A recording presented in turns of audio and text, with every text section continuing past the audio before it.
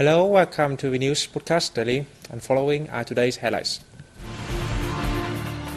Vietnam welcomes UNESCO's budget-saving initiatives. U.S. reduces anti-dumping tariff on Vietnamese shrimp.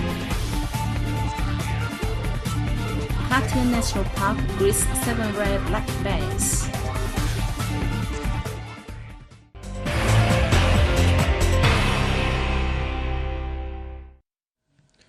Vietnam voices its support for UNESCO's efforts in budget reform and savings, especially an initiative to set up UNESCO's emergency fund and other solutions to address current drawbacks at the 189th sessions of UNESCO's Executive Board in Paris. We find out more.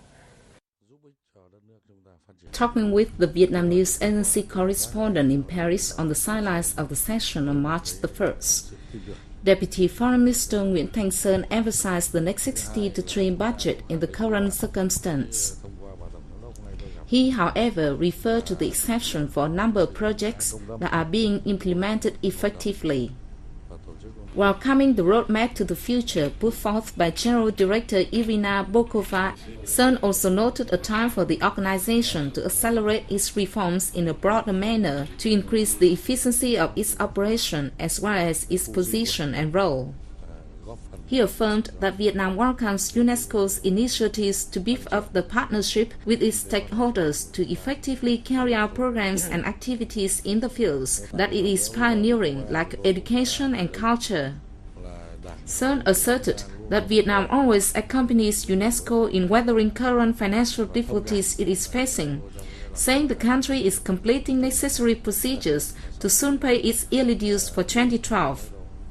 He took the occasion to inform that Vietnam is ready to host the Asia-Pacific Regional Consultative Meeting of National Commissions for UNESCO in Central Thanh Hóa Province, home to Ho Citadel, which has been recognized by UNESCO as the world's cultural heritage last year. Sơn affirmed that as a member of the Executive Board, Vietnam will go along with UNESCO for a peaceful and beautiful world. Deputy Prime Minister Nguyễn Thiện Nhân visited the Vietnam National University (VNU) in Ho Chi Minh City on March 3rd. The university is striving to train a contingent of high-quality human resources for the country and the South in particular. Meeting the government leader, the university managers unveiled a plan to develop the university into a model consisting of colleges, institutes, and scientific research centers from now until 2015. The plan also aims to nurture the talented for the country. Deputy Prime Minister Nhân suggested that the university should step up scientific and technological research activities and take moves to encourage excellent graduates to stay and work for it. The Deputy Prime Minister attended a lesson designed for promising students and visited other educational facilities.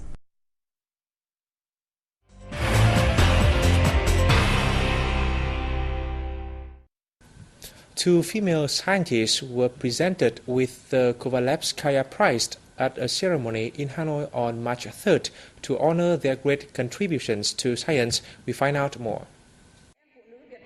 Named after the great Russian mathematician and advocate of women's rights, Sofia Kovalevskaya, the prize aims to encourage Vietnamese women to advance themselves and contribute to the nation's industrialization and modernization.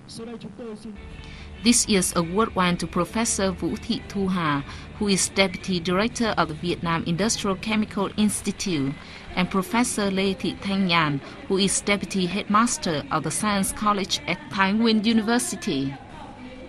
Hà has made remarkable contributions to building and developing the petrochemicals industry. She has also carried out research on catalysis technology, which is used in the production of environmentally friendly products. For her award, Yan had written 16 pages that were published in international science magazines, such as the Science Citation Index and the Science Citation Index Expanded. She also had 5 pieces of work published in the Algebra Journal. The Kovalevskaya Award has so far been presented to 53 outstanding female scientists and groups of female scientists. To mark the occasion, 26 houses were donated to disadvantaged women, and 1,000 scholarships worth a total of 2 billion Vietnamese dong were provided by the Fund for Going to School for the Children of Soldiers who are currently serving on the country's borders and island areas.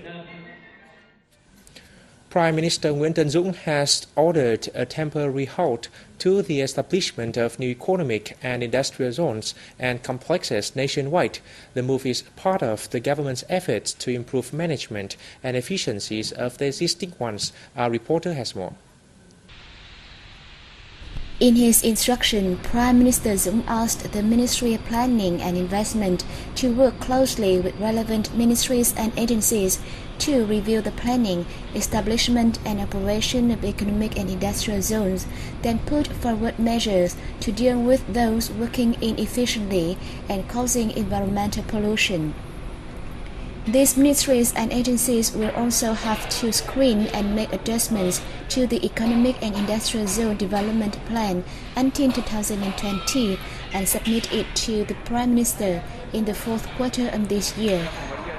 Additionally, Prime Minister Dũng instructed the People's Committees of centrally run cities and provinces to allocate land for building houses, service and public facilities in service of laborers working for economic and industrial zones.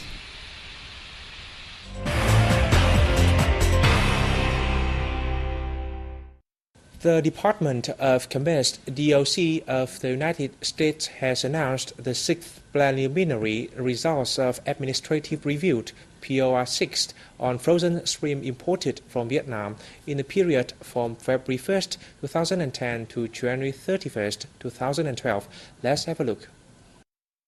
Accordingly, the Minh Phú and Nha Trang seafood companies will enjoy the 0% duty. The 0.8% rate will be levied on Camimex alone, and the 1.03% tax will be paid by others. This is the third adjustment the Department of Commerce has made to its anti-dumping duties levied on Vietnamese shrimp so far. According to U.S. regulations, import businesses must pay their taxes in advance based on the previous administrative